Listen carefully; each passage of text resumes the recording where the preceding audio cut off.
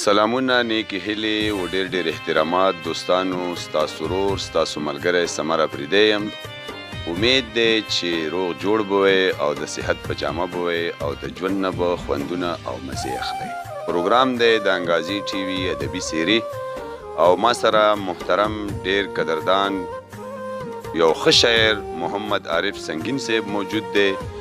د سره به د ده په ژوند فن او په ادبي خدماتو باندې خبرې اترې کوو. د ټولو نه مخکې عارف سنگین صاحب تا ته په پروګرام ادبي سیري کې په خیرالي او ستړي مشي وایم. مننه. بسم الله الرحمن الرحیم. اول خو زه د انګازي ټي وي د ټولو ملګرو ډېره مننه کوم او ډېر دعاګانې ورته کوم چې تاسو ما له وخت راکړو او دلته کې راغلی ما سره مرکه کوئ. ډیره مننه عارف سنگین صاحب. خپله لنډه شان پیژنګلو کوو کې چې څه نام هم ده، د بیم څه نوم دی او د کوم ځای سره مطلب تعلق دی؟ جی، زما نوم محمد عارف دی، سنگین می تخلص دی او دلته لوکل د پیښور یو. دا کوم ځای کې چې ناست یو د دې نه لږ غوندې یو څو کیلومیټره شاته بادیزو نومې یو کلی دی. ابایي کلی ماغه دی، ادیره مصر مو ماغه ده. د خلیلو خاورې سره مې تعلق دی او د خلیلو قبیلې نه یم. د شعر او ادب آغاز مو د کوم سن نه وکړو؟ ګرانه دا خو 1983 کال و چې زما دې طرف ته ذهن راوګرځېدو او داسې ماحول جوړ شو. زما یو د تره زوی لطف الله خیال صاحب ډېر ښه شاعر دی، نو هغه به راته خپل کلامونه ورول. د هغې نه پس چې کوم دی موږ هم د ذوق روچت شو شاعري م شروع کړو. د شاعري په کومو صنفونو مو زیات لیک کړی؟ شاعرۍ کې خو چې کوم دی ما نظم او غزل دواړه لیکلی دي او هغې نه علاوه چې کوم دی نثر کې افسانه لیکم. په افسانو یو کتاب د پیریانو ډولۍ په نوم باندې زما په تیر کال چاپ شوی دی او د شاعرۍ کتاب مې لا چاپ نه دی، راغونډوم انشاءالله. اراده مې ده ورته چې هغه هم چاپ. د کوم شاعر نه ډېر متاثره یې؟ شاعران خو ټول چې کوم دی د پښتو ماشاءالله ډېر ښکلي شاعران دي، خو تاسو د ډېر خبره وکړه نو ډېر خو زه په نږدو شاعرانو کې چې کوم دی د حمزه بابا نه متاثره یم چې د غزل بابا دی.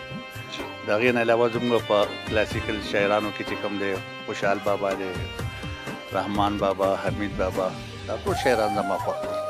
بلکې زه خو به درته ووایم چې شاعر معذرت سره فرمان کسکر صاحب نه د هغه نه علاوه مې نور ټول خوښ دي څومره شاعران دي. څه چاپ اثار مو شته دی؟ یو دی، دوه دي، لږ نومونه یې واله. او چاپ خو ما مخکې وویل چې زما یو دا کتاب دی د پیریانو ډولۍ. د پیریانو ډولۍ دا د افسانو مجموعه ده، په دې کې درویش افسانې دي او شاعري چې کوم دی نو دا انشاءالله راغونډومه د مختلفو ډیریانو کاپونه او چې کله راغونډې کوم نو دا هم ډېر زر را روانه انشاءالله دا به هم چاپ شي. ویلی کېږي چې بې استازه عمر واړه بې وفا وي. نو لکه که موږ دا تپوس تا نه په دې وخت کې وکړو چې د چا نه دی په شروعات کې په سټارټ کې اصلاح اخیسته او استاز هم څوک دی؟ یاره بلکل زما استاد و او هغه هم زما د تره زوی لطف الله خیال صاحب و او هغه چې کله به ردیف قافیه کې موږ تندکو خوړو هغه لار راته هغه برابره کړې ده، په دې خبرو باندې هغه پوه کړي و. د نه مې اصلاح کوله باقاعده لطف الله خیال صاحب. دې وخت کې به ټول مینوال هم په انتظار وي او ستا یو غزل به ورته ډالۍ کوي. بلکل انشاءالله. د دې وخت غزل یې اوس لیکلی شوی دی. وایي زما ځواني او ستا د حسن دوران دواړه تېر شو. زما ځواني او ستا د حسن دوران دواړه تېر شو، زمونږ د برخې پسرلی او خزان دواړه تېر شو. ډېر ښه، ډېر ښکلی. مننه. او د بېوسۍ پښتون احساس مې ژوند ته څنګه پرېږدي؟ د بېوسۍ پښتون احساس مې ژوند ته څنګه پرېږدي چې لاس تر لاس سره رقیب او جانان دواړه تېر شو. ډېر ښکلی، ډېر مهرباني. او د مفلسۍ سپېره دورانه ستا د لاسه ګوره د مفلسې د مفلسې د مفلسې د مفلسې سپیره دورانه ستا د لاسه ګوره څنګه په څنګ رانه یاران او خپلوان دواړه تیر شو ډېر مزېدار ډېر ښکلی او دواړه مې خپل د کام بچي دي دواړه خپل پښتانه دواړه مې خپل د قام بچي دي دواړه خپل پښتانه دا چې ترخوا دي شهیدان او غازیان دواړه تیر شو ډېر ښکلی او دا سپورې شونډې سپور مخونه سوالګر ودې لیدل دا سپورې شونډې سپور مخونه سوالګر ودې لیدل د پیښور او د کابل یتیمان دواړه تیر شو ډېر مزېدار او زما د زړه په پښتونخوا یارانو بې حسابه زما د زړه په پښتونخوا یارانو بې حسابه تورو بارودو سرو بمونو باران دواړه تیر شو او په نیمه لار کې یک تنها په سپین میدان پاتې شو په نیمه لار کې یک تنها په سپین میدان پاتې شو زما لارښود د قافلې او کاروان دواړه تیر شو ډېر مزېدار او تورې تیارې به د وخت تیرې شي او هیرې به شي تورې تیارې به د وخت تیرې شي او هیرې به شي پښتون به خاندي چې ګلی او طوفان دواړه تیر شو ډېر مزېدار ډېر ښکلی مهرباني او خلکو د سود زیان یارانې کړي خو د مالو سر نه خلکو د سود زیان یارانې کړي خو د مالو سر نه پکې سنگین او دا ساده نواب خان دواړه تیر شو نواب خان زما یو ډېر خوږ ملګری دی بې سواده شاعر دی نالوستی دی د مردان د سیمې دی نو دا نوم پکې د هغه په دې وجه راغلی چې په خپله باندې صاحب کتاب شاعر دی نظم مو ډېر کار کړی یا په نثر باندې نثر مې هم لیکلی دی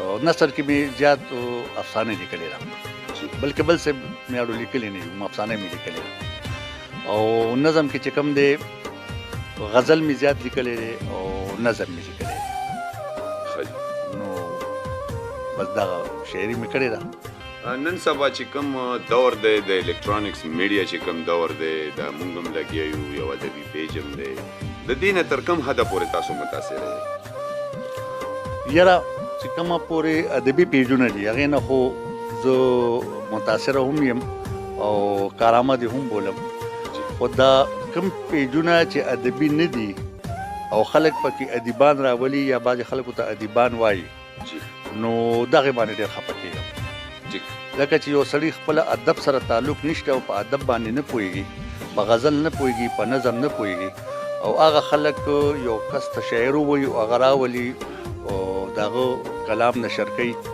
په هغې کې داسې کسان راشي چې شاعران بلکل وي نه نو زه یم چې د هغې باندې خفه یو دا کوم ملګري چې زیار وباسي او تکلیف وباسي او خپل ادیبان دي خپل شاعران دي په غزل هم پوهېږي په شعر هم پوهېږي د شعر او د شاعر په قدر هم پوهېږي هغې ته سترګې په لار یو چې دا خلک د خدای پاک نور هم ډېر کړي لکه ستاسو غوندې خلک چې وي ښه د فایدې خبره ده جی ډیره مننه شکریه سنگین صاحب دا راته ووایه چې نظم او نثر ته په کوم نظر ګوري د کوم اهمیت زیات دی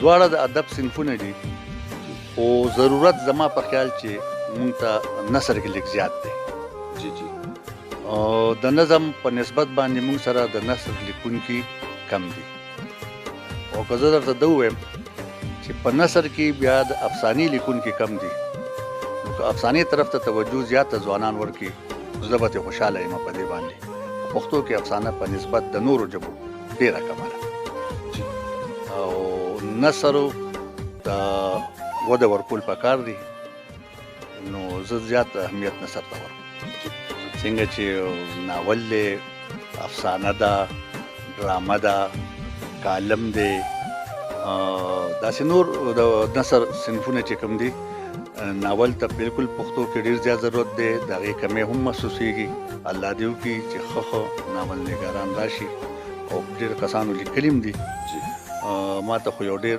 پخوانی ناول رایاد شو رحمان کورونه او غالبا چې خدای بخلي ارواښاد شیر زمان تیزي صاحب لیکلی و دغسې ناولونه کوي او د داسې کسانو ناولونه خو د الله ډېر زیات کړي. بلکل ستاسو سره اتفاق کوم چې ناول ته ضرورت شته او بلکې هر صنف باندې د ازمایي پکار ده. خو زما خیال دا دی چې کوم سړی کوم شی ښه لیکلی شي چې هغه هماغه طرف ته توجه ورکړي. لکه بعضې کسانو له خدای پاک دا صلاحیت ورکړی وي، هغې کې دا قابلیت وي چې په هر څه باندې قلم پورته کړي نو ښه لیکل کوي. بعضې زما غوندې نالوستي خلک وي نو که هغه هر څه ته لاس واچي نو کمزوري به راځي. خو چې څوک کوم شی سره انصاف کولی شي نو هغه لیکي. بلکل زه د ناول په حق کې جی سنگین صاحب دې وخت کې یو بل غزل دی که موږ باندې را پیرزو کړو نو مذهب وکړي مینوال به هم ترېنه خوند واخلي او موږ به هم ترېنه خوند واخلو. بلکل چې خبره وي چې سړی بوډا کېږي نو د ځوانۍ طرف ته ځي. هندي زما غزل اوسنی دی جی جی خو لږ رنګین غوندې دی، دا به سره شریک کړم. وایي جوټي جوټي و زنګېده په ما راوغوړېده. واه واه ډېر ښه. جوټي جوټي و زنګېده په ما راوغوړېده لکه د پاڼې رپېده په ما راوغوړېده. واه واه ډېر ښکلی. ډېره مننه جي مننه. اوتر اوتر یې ګیر چاپېر په یره یره کتل. اوتر اوتر اوتر اوتر یې ګیر چاپېر په یره یره کتل د کلي منځ و یرېده په ما راوغوړېده. ډېر ښه ډېر مهرباني جي مزېدار دی. مهرباني. او لکه بڼه چې د پیریانو په ډولۍ کې راشي. لکه بڼه لکه بڼه چې د پیریانو په ډولۍ کې راشي دغسې راغله چورلېده په ما راوغوړېده. ډېر ښکلی. او واړه رندان د میکدې ګوته په خوله پاتې شو. واړه رندان واړه رندان د میکدې ګوته په خوله پاتې شو. ګرانه راتله راتله راتله په ما راوغوړېده. ډېر ښه ډېر او ډېرو نه ډکې کاسې پرېوتې حیران پاتې شو. ډېرو نه ډکې ډېرو نه ډکې کاسې پرېوتې حیران پاتې شو. پیاله یې لاس کې لړزېده په ما راوغوړېده. ډېر ښه ډېر او د دیوال سوري ته سپوږمۍ نه پټه پټه راغله. د دیوال سوري ته سپوږمۍ نه پټه پټه راغله. خور یې وه خور نه شرمېده په ما راوغوړېده. ډېر ښه مهرباني مننه. او زلفې خورې یې کړې تیاره چې شي خو بیا هم خدای شته. زلفې خورې یې کړې زلفې خورې یې کړې تیاره چې شي خو بیا هم خدای شته. دیوه د مخ یې بلېده په ما راوغوړېده. ډېر ښکلی. او ویل یې سنګینه اشنا مور مې چېرته ویښه نه شي. ویل یې سنګینه اشنا مور مې چېرته ویښه نه شي. وره وره شوه خندېده په ما راوغوړېده. ډېر مزېدار ډېر ښکلی کلام هم درنه واورېدو. سنګین صاحب په کوم وخت کې تاسو لیکل کوئ غزل لیکئ؟ محترمه د غزل لیکلو خو اړو څه پته نه لګي. او زما په خیال که وخت وله کېږدې هغه شاعري به ښه شاعري نه وي. دا خو د باران څاڅکي دي امد دی چې کله راوورېدو موږ ځان سره یو پن یو ټوټه کاغذ تیار ګرځو. که په سیکل روان یو سیکل نه ورته کوشو که د ګیا پڼډم په ساري هغه ورته کوز کو زر زر شعرونه ولیکو او ځان سره یې سنبال کو. نو د غزل لیکلو لپاره خو چې کوم دی څه خاص ټیم نشته. البته تنهایی چې کله بیا ولیکو شعرونه راغونډ کړو نو د هغې دپاره بیا په یو اصلاحي نظر باندې ورته په خپله باندې ګورو او هغې دپاره بیا تنهایي پکار ده، ځان له ځای پکار دی، خاموشي پکار ده. څه کمې زیاتې پکې وي هغه ته وباسو. خو هغه سکیچ چې کوم دی موږ په هغه وخت سره کیچ کوو چې کوم وخت کې راشي. جی سنگین صاحب په آخري کې به نوي کول شاعرانو ته او د دې وخت زلمو ته څه پیغام ورکول غواړي؟ نو زما به د نوي کول شاعرانو ته دا پیغام وي چې څونه ترې کیدی شي ادب دی په ادب کې ولیکي. لکه زموږ چې کوم پښتانه اقدار دي د هغې د خیال وساتلی شي. دا دې د معاش ذریعه نه ګرځولی کېږي. په هغې کې چې کوم دی که تنقید کېږي په خپلو کې په چا بل شاعر باندې چې هغه ډېر په ښه انداز کې وي، ادب سره وي. او دا پیغام مې دی کشرانو ته چې دا کوم حالات دي د دې حالاتو مطابق شاعري دې وکړي. دا زاړه کلاسیکل زموږ چې کوم شعرا دي د دې کتابونه دي ورسره ګوري چې د دې په شاعرۍ کې خدای پاک برکت اچوي. دا زما پیغام دی. جی عارف سنگین صاحب د وخت راکولو یو جهان مننه. زه ستاسو د ټول ټیم یو ځل بیا ډېره شکریا ادا کوم، ډېره مننه چې تاسو ما غوندې سړي له راغلی او زما سره مرکه وکړه. ډېره مننه. ملګریو دا و د نن پروګرام ادبي سیرې چې د ډېر محترم قدردان مشر شاعر محمد عارف سنگین صاحب په ژوند فن او په ادبي خدماتو باندې مشتمل و. انشاءالله که ژوند وفا وکړه د یوې بلې ادبي سیرې سره به بیا ستاسو په حضور کې حاضرېږو. تر هغه وخته خپل کوربه سمر افریدي له ورکې رخصت چرته چې وی ښاد آباد او بریالي اوسئ. د لوی الله